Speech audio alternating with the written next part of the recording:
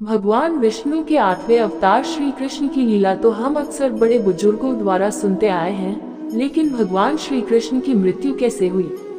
मृत्यु का कारण क्या था? क्या श्री कृष्ण ने मृत्यु के बाद अपना शरीर त्याग दिया और उनकी मृत्यु के बाद क्या हुआ? इन सब सवालों के जवाब जानने की जिज्ञासा हर किसी के मन में जरूर होती है। आइए आज हम आपको बताते हैं कि आखिर भगवान श्री कृष्ण की मृत्यु कैसे हुई। भगवान श्री कृष्ण का जन्म 3112 ईसा पूर्व में मथुरा में हुआ था। हालांकि उनका बचपन वृंदावन, बरसाना, नंदगांव, गोकुल और द्वारका आदि जगहों पर बीता। बताया जाता है कि महाभारत के युद्ध के बाद श्री कृष्ण ने द्वारका पर 36 वर्षों तक राज किया, जिसके बाद उन्होंने अपना देह त्याग दिया था। उस समय उनकी आयु 125 वर्ष थी। दरअसल उनकी मृत्यु के पीछे की वजह 2 श्राप है। आइए इनके बारे में जानते हैं। बताया जाता है कि महाभारत के युद्ध के बाद जब दुर्योधन और उसके सभी भाइयों का अंत हो गया, तो उनकी माता गांधारी को अत्यधिक क्रोध आया। अपने बेटे के शव पर शोक व्यक्त करते हुए रणभूमि पर गांधारी ने श्री कृष्ण को 36 वर्षों के बाद मृत्यु का श्राप दे दिया। ये सुनकर पांडव चकित रह गए, लेकिन श्री कृष्ण ने मुस्कुराते हुए इस अभिशाप को स्वीकार कर लिया।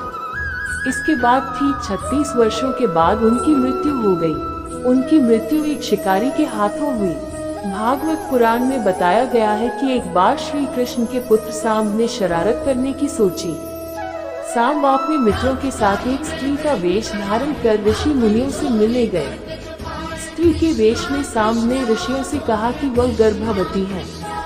यदुवंश कुमारों की इस शरारत से ऋषियों ने क्रोधित होकर उन्हें श्राप दे दिया कि तुम एक ऐसे लोहे के तीर को जन्म दोगी जो तुम्हारे पूरे कुल का सर्वनाश कर देगा। इस श्राप को सुनकर सांब डर गए और उन्होंने तुरंत सारी घटना उग्रसेन को बताई।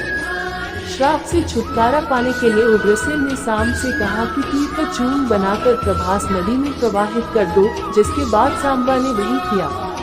इसके बाद उग्रसेन ने राज्य में ये आदेश पारित कर दिया कि यादव राज्य में कोई भी किसी प्रकार की नशीली सामग्री का इस्तेमाल, उत्पादन या वितरण नहीं करेगा। इस घटना के बाद द्वारका में कई अशुभ संकेत देखने को मिले, जिसमें सुदर्शन चक्र, बलराम के हल और श्री कृष्ण के शंख, रथ का अदृश्य हो जाना शामिल था।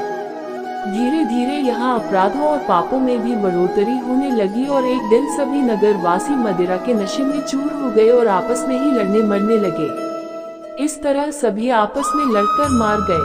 भागवत पुराण में बताया गया है कि एक दिन श्री कृष्ण पीपल के पेड़ के नीचे विश्राम कर रहे थे। तब जरा नाम के एक बहेलिये ने भगवान कृष्ण को हिरण समझकर उन पर तीर से प्रहार कर दिया, जिसके बाद श्री कृष्ण ने अपने देह त्याग दिया और उनकी मृत्यु हो गई। दरअसल इस तीर में उसी लोहे के तीर का अंश था, जिसे सांब ने उग्रसेन के कहने पर चूर्ण बनाकर नदी में प्रवाहित कर दिया था। इस प्रकार ऋषि के श्राप के अनुसार ही समस्त यदुवंशियों का नाश हो गया। गांधारी के श्राप के अनुसार श्री कृष्ण की मृत्यु हो गई।